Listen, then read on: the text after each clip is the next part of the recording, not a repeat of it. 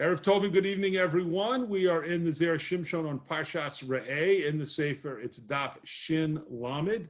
We're doing Os Beis, the section number 2. And to get into this section, we're going to look at 3 psukim from the Parsha. This is Perek Yud Beis, Devarim, of course, Perek Yud Beis.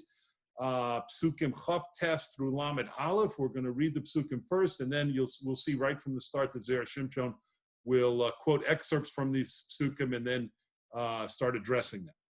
So the pasuk says as follows: Ki yachris Hashem Elokecha, when Hashem your God will cut off as hagoyim the nations asher atov asher ata vo shama lareshes osami panecha, that you will come there to inherit them from in front of you, the yorashta osam, and you will in fact inherit them, the Yashafta be'artzam, and you will dwell in their land. So, of course, this pasuk is referring to the time when the Bnei Yisrael will cross into Eretz Canaan and will fight against and overcome and conquer the nations of the land and inherit the land, take over the land from them. He shomer locha, be very careful for yourself. Penti nakesh acharehem, lest you be led astray after them. Acharehi shamdam mipanecha, after Hashem destroys them from in front of you. Ufen tidrosh lelohehem, and lest you inquire after their gods, lay more, saying, Eicha ya'avdu hagoyim ha'ela es Elohehem, how did these nations serve their gods? Ve'eseh gam kain ani, and I will do the same. So the pasuk is saying, don't start asking questions and try and explore and try and study and understand the ways that the nations of Eretz Canaan worship their gods, and then think to yourself that you'll do the same thing. Lo sa'asechein l'Hashem Elokecha, do not do this to Hashem your God. He called to'avas Hashem, because all of the abominations, things that Hashem considers abominations, asher saneh, that he hates, Osu lelohehem, that is what they did for their gods. That's what the nations of Eretz Canaan did in their worship of their gods. Ki games b'neihem v'espinosehem yisrafu va'esh lelohehem, and they even burned their sons and daughters for their gods as a type of worship to their gods. So stay away. The psukim are telling Bnei Yisrael, stay away from any of the kinds of practices and worship practices that were performed by the people of the land. So those are the 3 psukim, and now let's take a look at what the Zera Shimshon wants to teach us about these psukim. Again, Os Beis, section 2. So he says, pasuk, that if we look in the psukim that we just read, it says, Ufen sidrosh lelohehem lemor, and lest you inquire after their gods, saying, Eicha ya'avdu hagoyim ha'eles Elohehem, how did these nations worship their gods? Ve'esekain gam ani, and I will do the same thing. Lo sa'asekain l'Hashem Elokecha, do not do this to Hashem your God. Ki kol to'avas Hashem asher saneh, all of the things that Hashem hated and considered abominations, they did, v'chule, etc. And of course, we read these. We read the 3 psukim.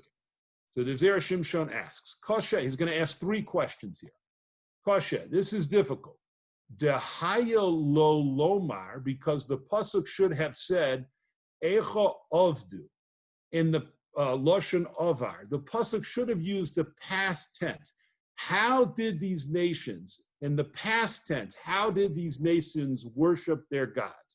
Shahare kfar omar, because it was already stated in the previous pasuk, acharehi shamdam mipanecha, after these nations were destroyed from in front of you. So let's pause here to understand this question. I think this first question is really the key question of the 3, and that's why the Zera Shimshon begins with it.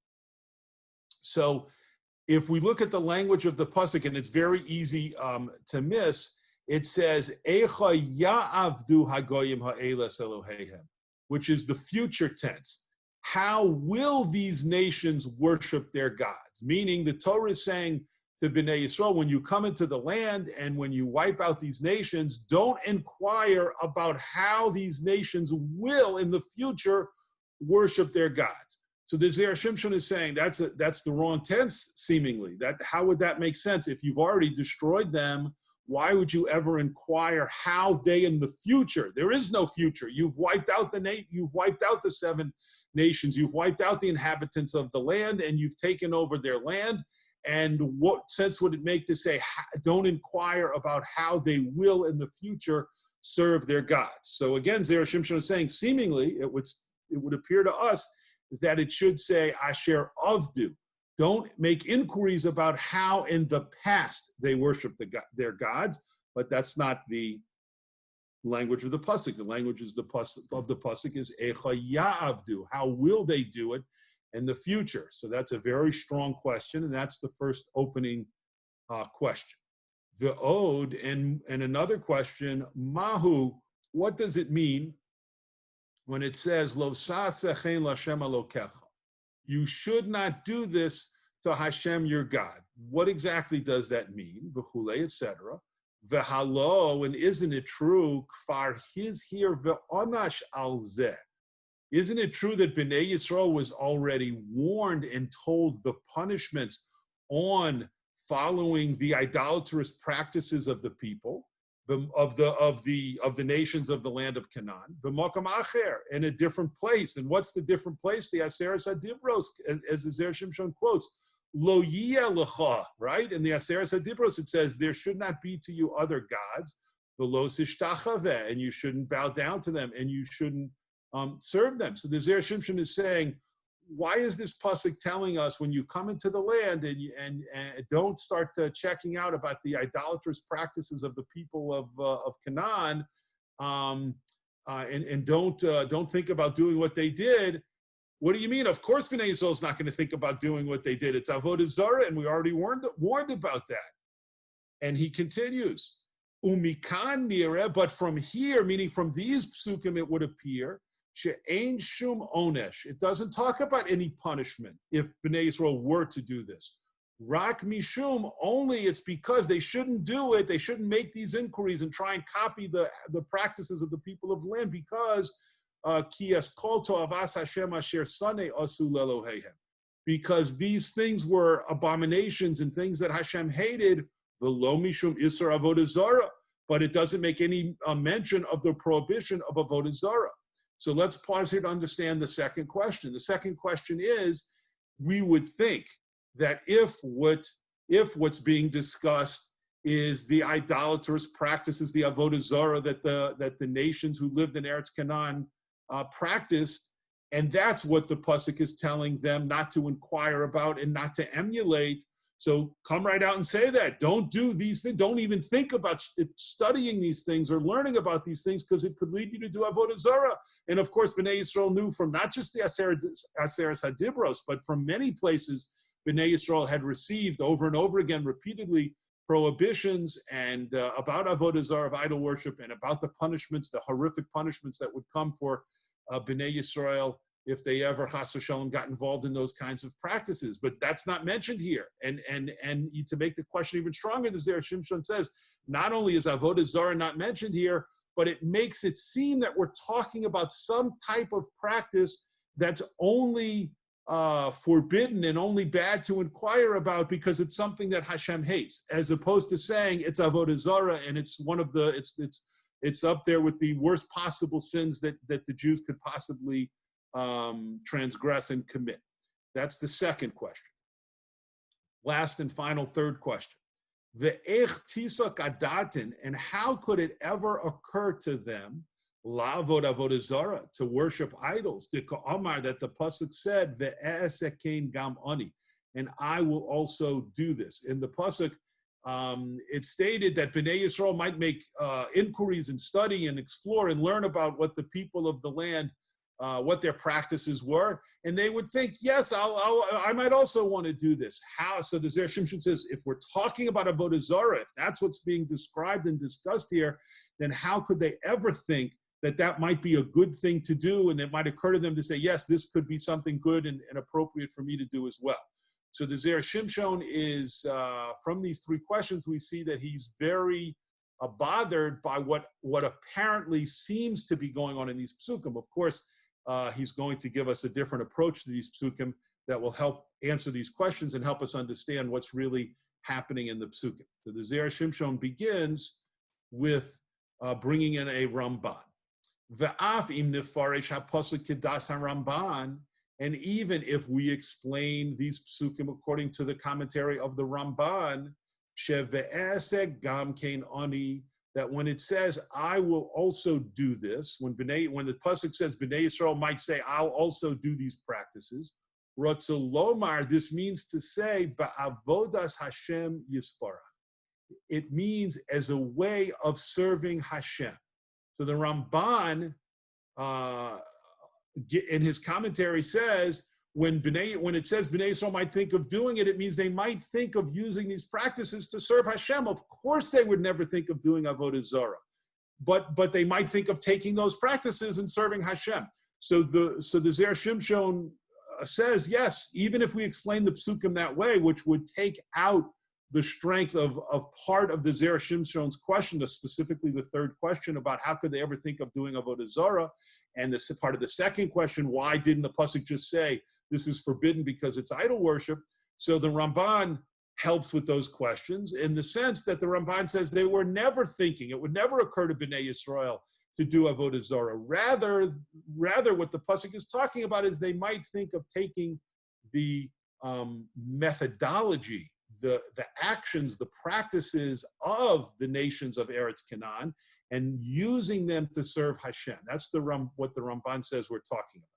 So the Zera Shimshon says, even if we accept that, Gam ze ein tzvara, it also doesn't really make sense. It wouldn't seem to make sense. Lavod Hashem ba'avoda nochriya, that they would think, let's serve Hashem with these foreign practices, with these strange ideas that were used by the nations of Eretz Canaan. It's definitely better than Bnei Yisrael thinking, oh, let's do avodah zarah, no doubt.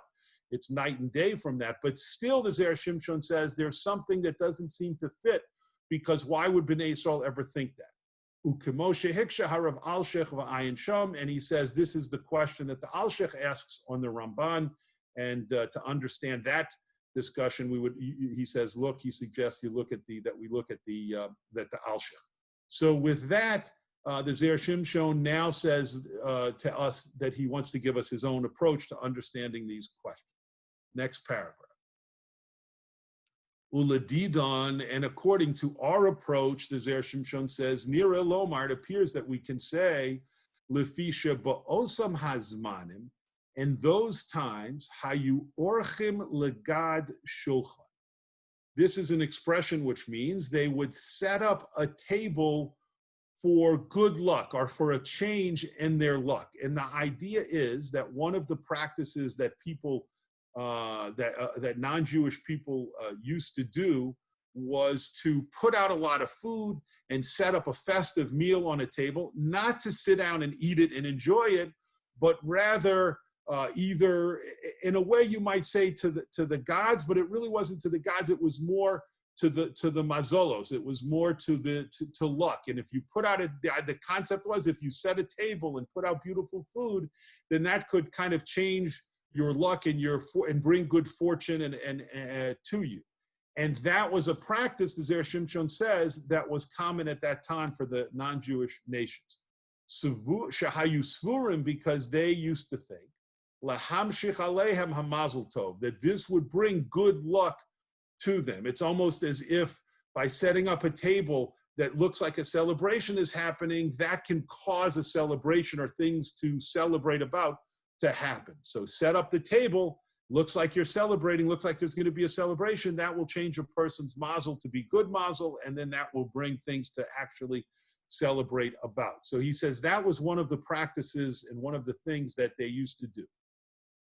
Ukemoshe Kosev HaBeis Yosef Yoredeya B'Shem Rabbeinu Yerucham, and this is brought down by the Beis Yosef in the Tur Yoredeya in the name of Rabbi Yerucham, Shemicha Ba'osam Anoshim, that he used to rebuke people, Shahayu Orchim Shulchan B'Mine Machal, who would set up a table and put all kinds of delicacies and food on the table, Beleil Shelifnei Hamila, on the night before a bris milah, Lemazel Tov Shel Hatinok, and the people would say, we're doing this because this will bring good mazel for the baby.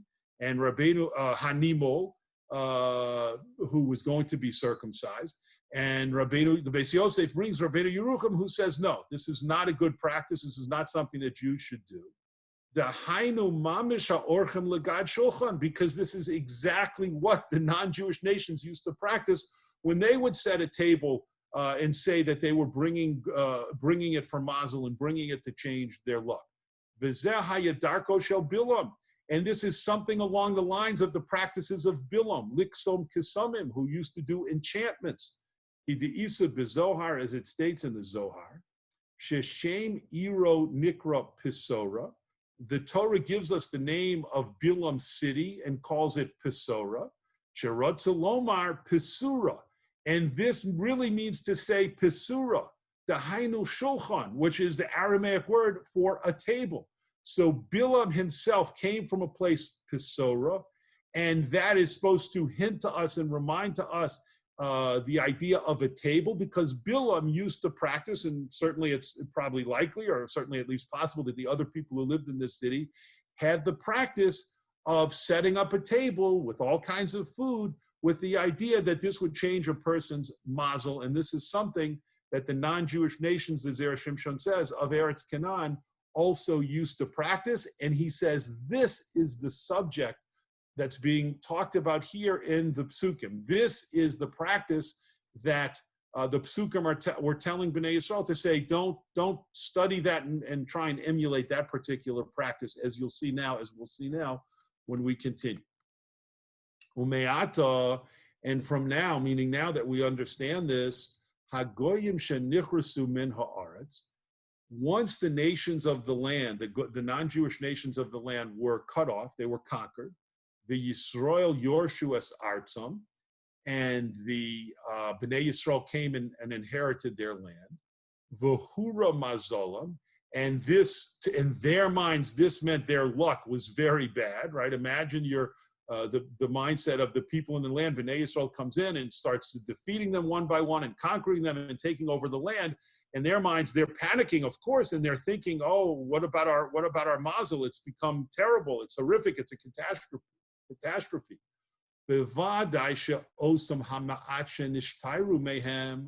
Certainly, those of the people of the 7 nations of the land who remained, who were survivors, shebarchu, who fled, the nimlatu, when they were able to escape, bevadai sheyasu kol ma'amtze kocham lahagbir aleihem echadash hamazel tov.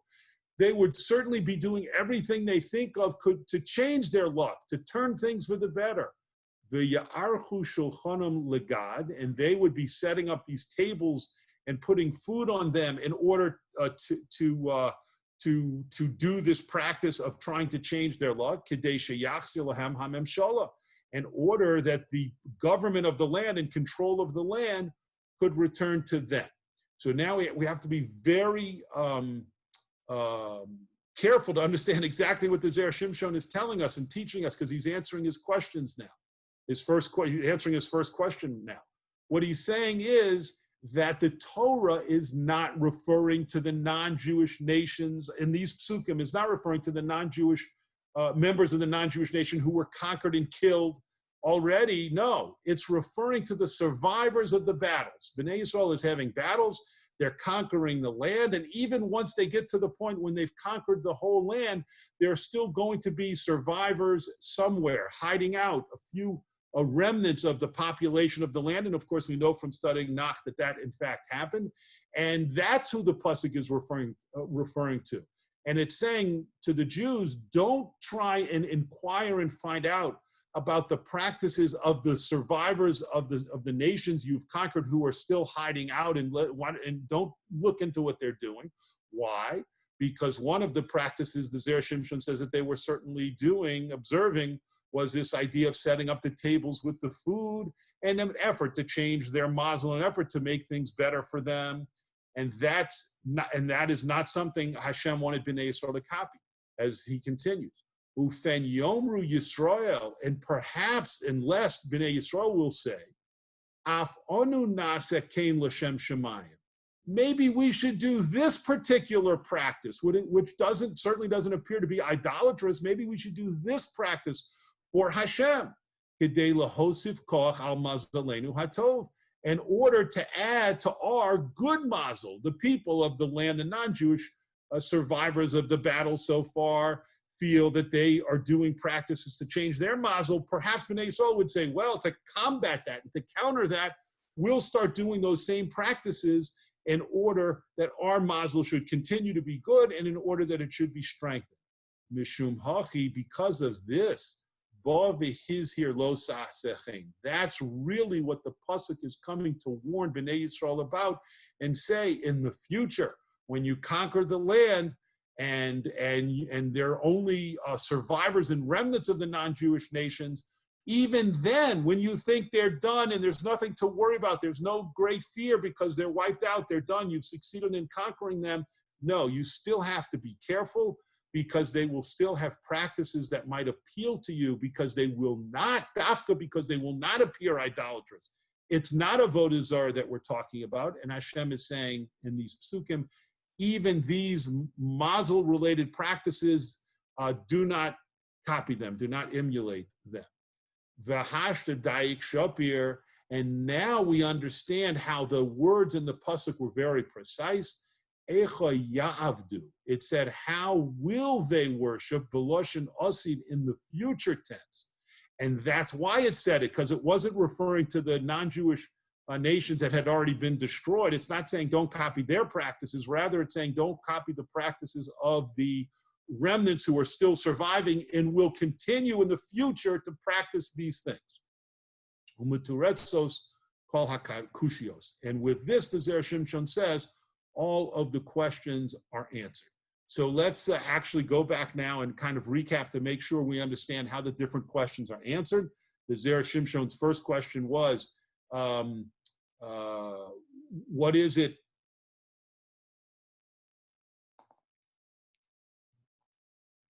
What is it in the concern of the psukim that made sense for it to say, how will they worship in the future, as opposed to lashon avar, how echa avdu, how did they worship in the past? Of course, the Zera Shimshon has just explained that by saying that the Hashem's concern was not that they would copy the idolatrous practices that the non-Jewish nations of Eretz Canaan used to practice, but rather these mazel-related practices that the remnants and survivors of the battles will do. So that's why it uses lashon asid. And that leads us right into his second and third question, which is about avodah zarah. If we're talking about a concern about avodah zarah, in the Zera Shimshon's second question, he asked, then why doesn't it say that? And why doesn't it connect to avodah zarah and all of the warnings and the punishments about avodah zarah? Answer, we're not talking here about avodah zarah. If it was avodah zarah, that's pashut, that's obvious. Bnei Yisrael was warned about it many times. Rather, we're talking about something that's going to happen in the future. The Torah is telling them, be careful, not just about idolatrous practices, that of course you know about, but even these other type practices that'll happen in the future. And that, of course, answers both the second question and the third question about how could it ever occur to Bnei Yisrael to say it might be gam ani. We also want to do the practices of avodah zarah. That doesn't make any sense. And even the Zera Shimshon says, even if you say they wanted to do them for Hashem, it doesn't make sense that they would say, let's take the idolatrous practices and turn them to the service of Hashem. That's also, he said, something that doesn't really make sense. But if we're talking about something that had to do with mazel, they might think this is innocent. And not only it's innocent, it's a good idea, and let's use it to counter the practices of the people, the survivors of the non-Jewish nations. And therefore, the psukim are saying, no, even that you must be extremely careful to stay away from and not emulate and copy and even learn about the practices of the non-Jewish nations of Eretz Canaan in any way, lest you begin to be attracted to those kinds of practices. Yashikoch, thank you, everyone. We're very careful not to imitate the Goyim in their ways of Avodas Hashem. Or anything, yeah. I mean, when we anything in terms of chukas hagoyim, when they do something that doesn't seem to have a practical purpose, we get very suspicious about that. Why are they doing a practice, even if there's no overt avodah zarah obviously connected to it, because then it would have, of course, be forbidden. But if we just find practices of the in the non-Jewish world that don't seem to be just simply pragmatic and practical, and it isn't clear why they're doing it, then of course we try and stay away from that. And I think this is definitely connected to that. And I love the point you're making about the conquering of the land, because that fits into exactly what he's talking about. In our mind, if we picture, okay, they conquered the land, it happened quickly, and then it was over, and there were no more survivors, so then none of this would make sense. But if we realize that it was a long process, and it took many, many years for Bnei Yisrael to conquer the land, then of course you were going to have situations where they might have conquered a whole region, but people were hiding out in caves, survivors moved to different places, and Bnei Yisrael would encounter these people or hear about their practices or different things that might happen. And so the Torah actually certainly it was very much necessary for the Torah to say, don't start learning about these practices and trying to find things that you can use in your avodas Hashem. Steer completely clear of any of these things, and never use that as a source for something for your avodas Hashem. Absolutely, it fits in perfectly. Thank you so much, everybody. Have a good week. Shvua Tov. Yes, thank you. Thank you very much. Anybody else? Yeah, I was just considering at this point in time, there are many practices that some people question, with the red string and the hamsa, and we really have difficulty knowing which really are from a Jewish source and which are not. I think that's a really relevant and an important point. The section in Shulchan Aruch that he brought down, Siman Kuf Ayin Tes and Yoredeya, I happened to take a look at it. He was actually quoting the Beis Yosef in the Torah, but I went ahead and looked at the Shulchan Aruch and that same Siman Kuf Ayin Tes, and it deals with exactly the point you're making. It deals with exactly the issue that you're raising, which is which practices that might appear to superstitious or might appear connected to things that we really shouldn't be involved in are forbidden, and which things might be permitted under certain kinds of circumstances. And it's clear from looking at that Siman in Shulchan Aruch, and I encourage people to take a look at it, that there's a lot of opinions, there's a lot of different views. It's not clear cut, and there are some things that the Machaber says are forbidden, and the Ramah says it's permissible, and this is even the minhag in certain places, and sometimes the Meforshim, the Nosei Kalim on the Shulchan Aruch, bring in different opinions about certain practices, whether to say it's okay or it's not okay. And I think it really is, it's very, very, very complicated and hard to know. And it seems to me, I mean, this is obviously, I'm a million miles away from ever giving any kind of sak halacha, but I think if someone were to look at that Siman and Shulchan Aruch, they would see there seems to be things talked about there that we do. For example, magic, it talks about doing magic tricks, things that we bring magicians to children's parties all the time. You know, it's something that's not at all uncommon to see, and it's part of the Jewish religious world in some circles, not in other circles. But if you look in that Siman and Shulchan Aruch, it brings down that it's usher to do those kinds of things. And again, I'm not saying that as a psak halacha. I'm just saying it shows the complexity, and it makes exactly the point that you're making. It's very complicated to know what types of things are okay and what types of things are forbidden, and exactly why, and how we know. I would say, how do we know how to conduct ourselves? And when those things come up, we really have to ask a shaila. And sometimes it'll be like many areas in halach. It'll be, well, you have rabbanim who say this and you have rabbanim who say that. So we have to get guidance from our own rabbanim and our own poskim about how to handle it. I think it's your point is very well taken. So magic, like stam, even though we know it's all tricks and it's just. I'm telling you, take a look. It's brought down in that Siman in Shulchan Aruch. He calls it oches yadayim ve'einayim, I believe. That might not be the exact words, but something. Doing something where you're tricking a person with your hands, and their eyes think one thing is happening, but something's different. Well, I think we call that a magic trick. Right. And it says that's usher, and you have to see in the commentators there why they think it's usher, and of course I believe again, if memory serves, I believe they quote the sources the Rambam brought down by the Bach, the Bais Chodesh on the tour. But of course, it would be no surprise if there are other poskim who have different opinions, and I imagine that because magicians are not uncommon in our world, and even us doing our own tricks is not uncommon in the religious world. My point is not to say, oh, that it's all wrong and it's all usher. My point is simply to say it's really complicated, but there must be poskim who say it's usher, must be poskim who say it's mutter. But it's a very delicate, I think, and complicated issue. It's very funny. That was one of our COVID, sequester activities. Was like, I think, because I showed you that video, right, of Moshe with the soda can. Yeah. That trick, by the way, has to be permissible because that's unbelievable. I mean, come on, you can't. It's the opposite.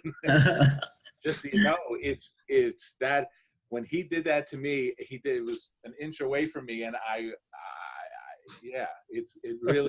Or maybe the opposite. Maybe that's like real magic. That's like sorcery. I don't think it maybe you question the laws of nature. I think I'm going to post it to the chat. Right.